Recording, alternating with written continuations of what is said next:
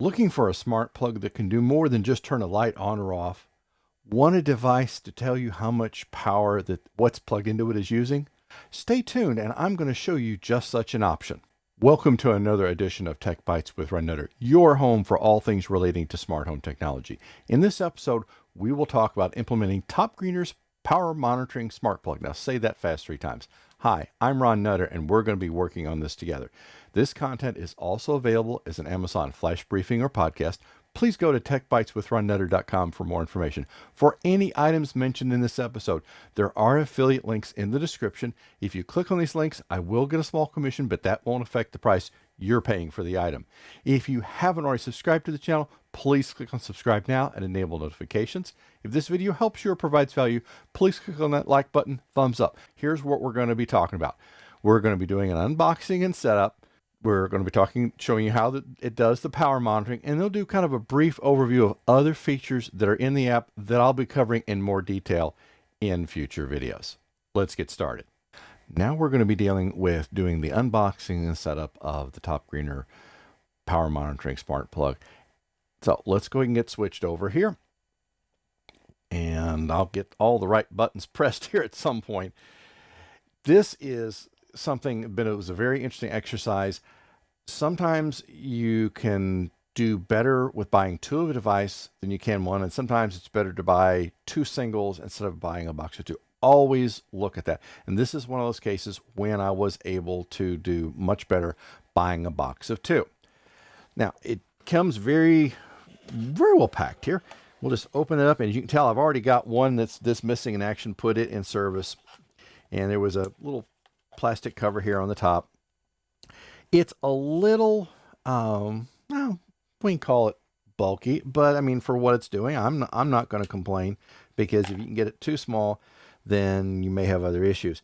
And it does carry, you can see right here on the back, it will handle 15 amps. It's only for the 2.4 gigahertz wireless side. So, you know, I prefer 5 on things, but to a degree, 5 gigahertz, it's going to have a much smaller distance to things, because 5 gigahertz attenuates or gets blocked by drywall and concrete much faster than the 2.4 volt. Now, that's a generalization, so don't start sending me a bunch of emails saying I was wrong, but that's my observations from doing this over the years. So what we'll do is we'll start the process, and we'll switch over to smartphone here. And we're already in the TopGreener app, so we'll click on the plus in the upper right-hand corner. I don't care about knowing about other videos coming at this point. Now, you see we've got a whole list of things to choose from, and TopGreener does have quite a bit to work with. So we will tap on the one in the upper left-hand corner. So we'll power on the device here, and I got a handy little outlet right here to watch it, and it should, okay, it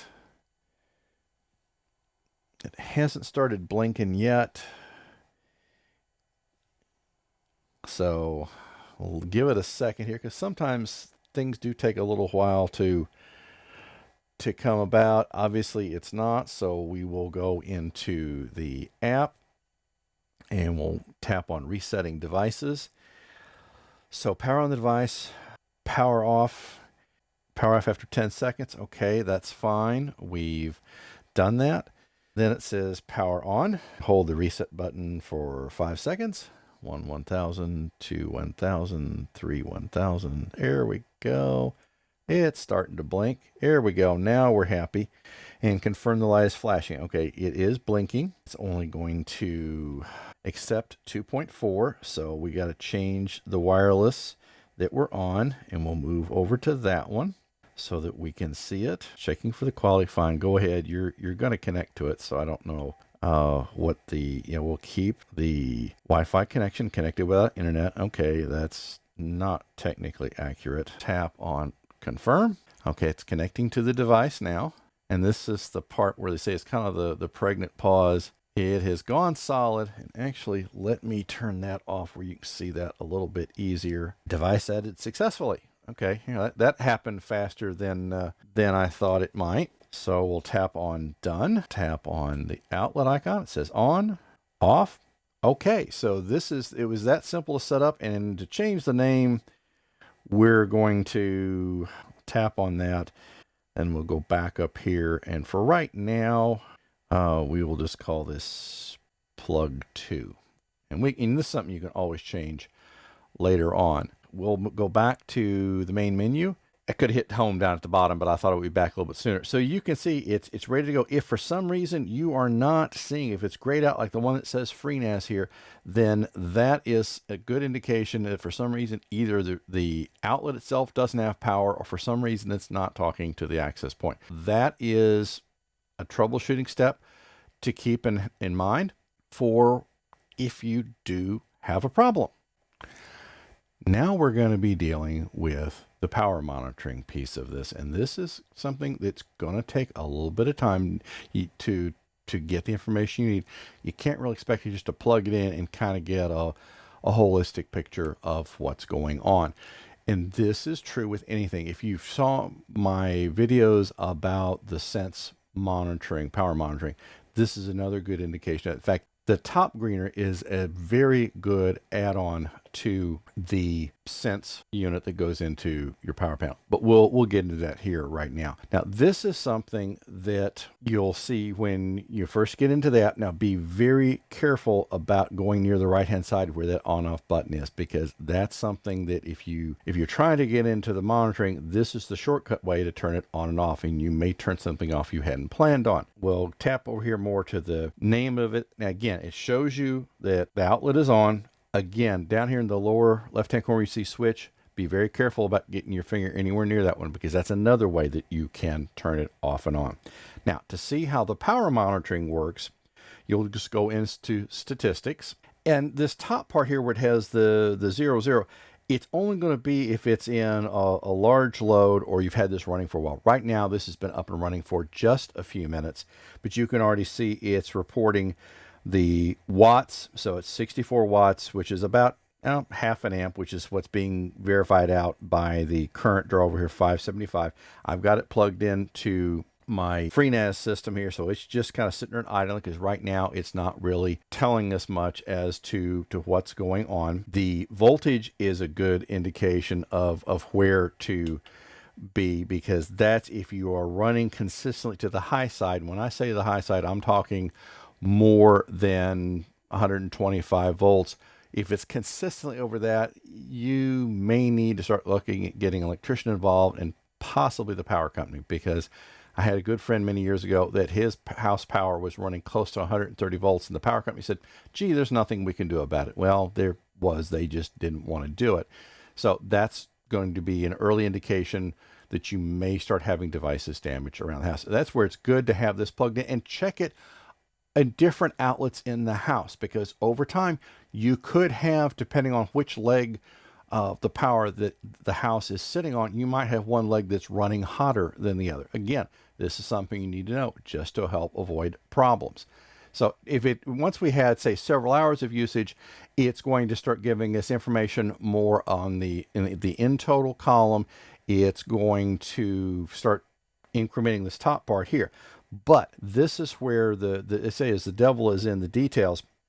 If we click down here in October, then you will see over time, over a period of days. So if you're trying to get a handle on how much power a particular device is using over a period of days or weeks, this is where the TopGreener really comes in to the picture, because this is something that is really handy to have available. It is, nice little device, so it's going to be very worthwhile to have as a part of your smart home solution, because over time this is what's going to tell you, or at least give you an idea of where you need to look at. Right now it's using almost no power, but if you were thought maybe your fridge was using too much power, if you thought, well, you can't really put a stove in this one. Stoves are typically 220, the electric ones, and this is a 110 only device.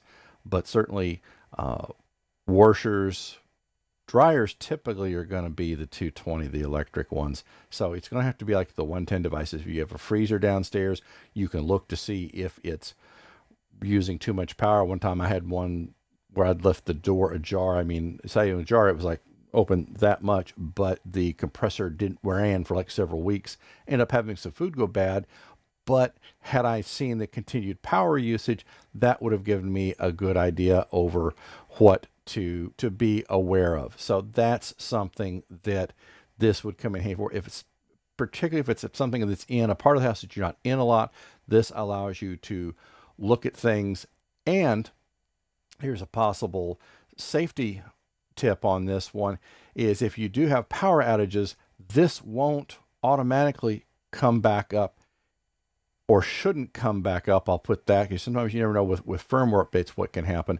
But if you do have a power outage, you don't want necessarily something coming up right away, because if power is going on and off when it first comes up, and it's not unusual for it to do that, this keeps a power surge from possibly getting into the equipment and doing further damage. But that, bottom line, this is what the power monitoring is going to look like. We go back to the previous page here, and it just gives you kind of an idea of what's going on, because your other option is getting into this equipment where you have to, sometimes we'll get a device in that will insert itself between the wall outlet and what you're trying to watch, and you have to have something called a grid clamp meter that's somewhat specialized gear, not that expensive, but again, it's going to be one more piece of thing that you have to have and then be familiar with use, where this really is going to be very straightforward. Now we're going to go back through the TopGreener app, show you kind of a little bit of other features that it has, and these are things that we'll be covering in more detail in future videos, because I try not to keep these videos more than about 10 to 15 minutes on average. So let's switch back over here, and we get into that process just by tapping on Smart. Then you've got two options. You can go tap to run, which are things that you can set up just as kind of a shortboard shortcut on the screen. A lot of probably what you want to do will be under automation. Now, there's two ways you can get this triggered. You can either tap the plus in the upper right hand corner, or you can do the where it says add automation. Now, this one I found, at least to be on my Samsung S9, has been a little touchy in terms of how it responds, because I was tapping like over here to the right, it wouldn't do it. You literally have to tap it like dead center, and sometimes you may have to actually hit more to where it says add. Then it seems to work just fine. So the conditions, you can do things like, well, we'll just say we want to weather. If it's rainy, if you've got this controlling something outside, then what you probably want to do, if it's raining, or at least potentially is going to be raining, and it's consulting the weather in your area, then you can say device, plug to, switch, and then you can say off. So even if you say if you've forgotten you've got it up and running, or it's something you just want to make sure that in case it rains, that it was automatically going to power it off, so you don't have to remember, okay, have I got everything turned off? These are some good safety steps to have available.